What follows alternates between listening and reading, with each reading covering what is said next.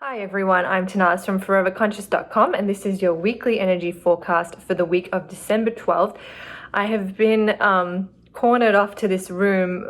My daughter is sleeping in my office, so I'm sitting here and I was kind of like, this background looks so awful. And then I set up my camera and I looked up because there's a window right here and there are all these birds like in this beautiful formation in the sky. I thought that was really cool. So my grumbling about having to film in here, and then I get this beautiful formation of birds swirling above.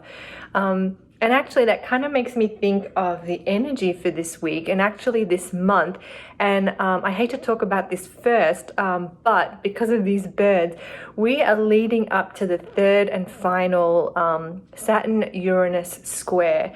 This is an energy that we have been working with all through the year. It was kind of like a big cosmic energy that was, sort of the signature of 2021. And the third and final alignment is happening on December 24th. So not even this week, but we'll be feeling this energy. And the reason the birds kind of reminded me of that is because Saturn-Uranus Square is about freedom.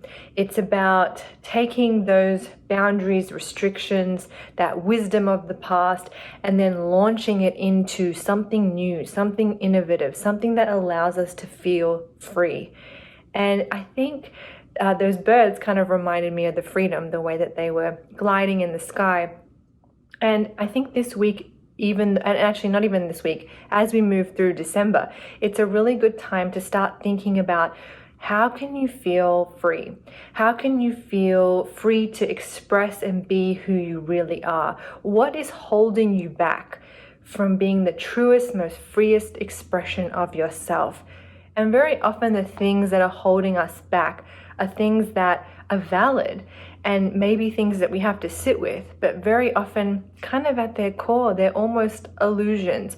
They hold us back, and then when we kind of sit with it, we realize, it's kind of like very often the things that hold us back, and sometimes there are things that hold us back that we need to be held back. We need to sort of, when we feel the universe is holding us back, it's like, okay, I have to sit here, I have to sit with this, I have to try to understand what's going on before I can move forward. But this Saturn-Uranus square that we're leading up to on December 24th is kind of like a break-free point.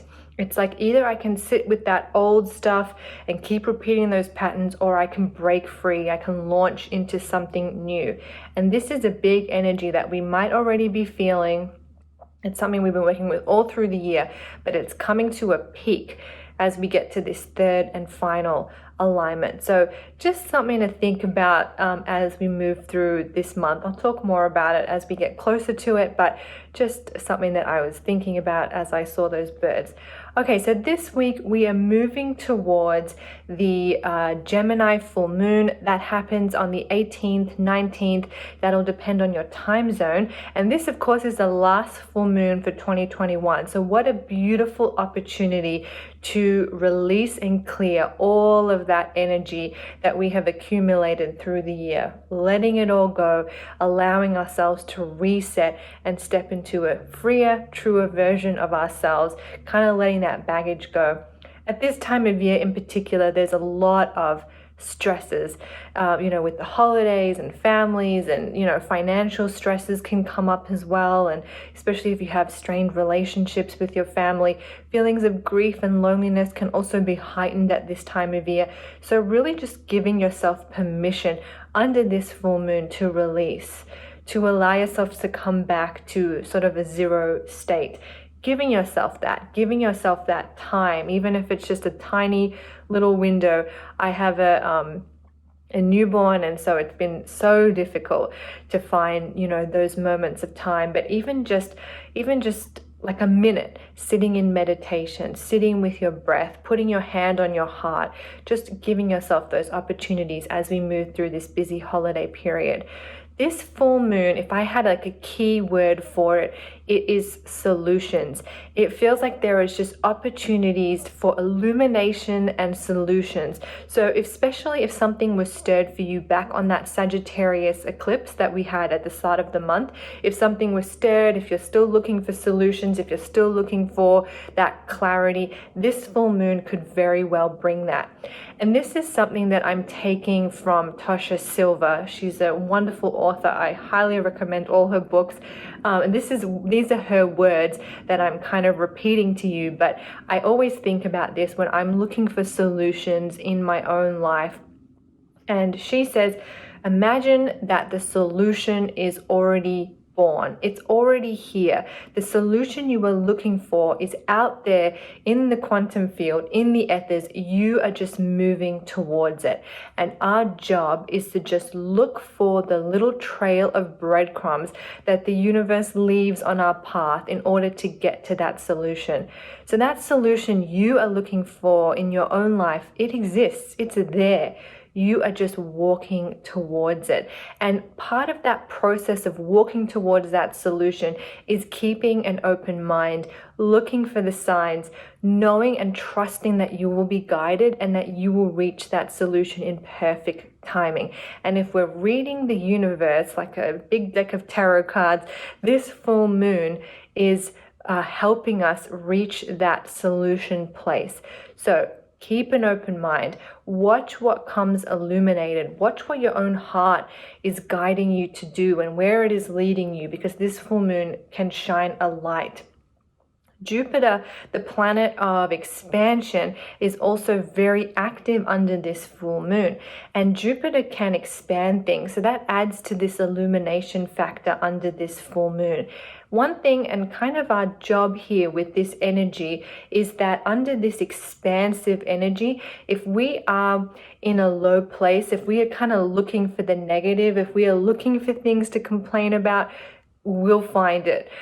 Jupiter expands. And so if you're kind of in that state where you're complaining or, really getting down about some of the things that are going on in your life, there's opportunity there for that Jupiter to expand that feeling place. So keep that in mind. Try and keep yourself in a place of gratitude, looking for the solutions, trusting, knowing that you're going to be guided to find it. And I know that's difficult, and I don't want you to be worried that, oh my God, Jupiter's going to highlight all these negative things. Jupiter is considered a lucky, beneficial planet. And I feel like that's kind of a little too black and white. I think all planets are lucky and beneficial in their own way, but Jupiter makes it easier for us to find the silver lining, easier for us to go into that place of gratitude. So know you're being supported. Honor what you're feeling, honor and, get out all that, negative emotions or the things that you want to complain about or all your stresses, and then know that you're being supported to try and look at it from a place of gratitude, from a higher place of consciousness, even just a place of curiosity and hopefulness. Okay, I don't have all the answers. This horrible thing's happening in my life. Let me just sit back and allow the universe to show me the way. I'll at least remain curious. I'll at least remain open that there is something better, that there is something to be grateful for, that there is something that I can, hold with love and light, even if you have to take that approach. Right after this full moon on the 19th, Venus enters retrograde.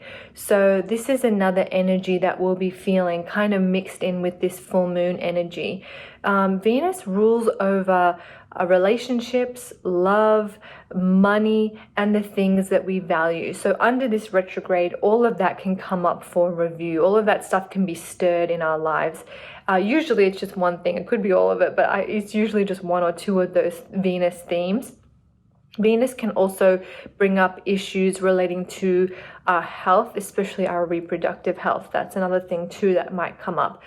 Under this energy, whatever is manifested for you, know that at its core, Venus retrograde is helping us to reach a deeper, more open state of being in our hearts. It helps us to open our hearts wider and deeper so we can love more and be loved more, so we can put love out into the world and receive it back. That is what its goal is at the very, very root. So whatever comes up for you under this Venus retrograde, know that that's the end result. Your heart will be opened wider and deeper.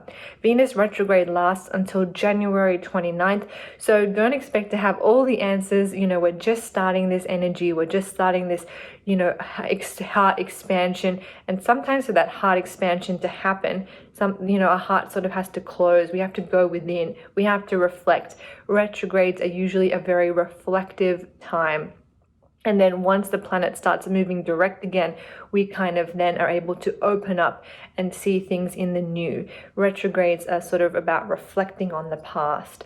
So that is the energy for the week and kind of what we'll be working with as we wrap up December. I'll talk more about the Venus retrograde and that Saturn-Uranus square as we move through the rest of the month, or even next week. I think December's already pretty much on its way out, but that's sort of where we're heading as we wrap up December, and also what we're moving through as we get through this week. A couple of things. If you want a ritual for this full moon, and actually this ritual you can do at any point throughout December, it's a great kind of clearing. The ritual involves a chakra reset meditation and a clearing thing for releasing all that stuff of the old and then welcoming the new. You can do that at any point throughout December. But under the full moon, you're just extra supported. I'll drop a link below. That's the Gemini full moon ritual. And then if you want to read more on Venus retrograde, I have some journal prompts and just a full rundown of everything that's happening under this energy. I'll drop that link below too. And then if you want to read up on that Saturn-Uranus square as well, I'll put that link below as well. So check out the description box for those links. And of course, you can find them at foreverconscious.com as well. Okay, I have babbled on enough. Thank you guys so much. I will see you next week. Have a great week. Thank you.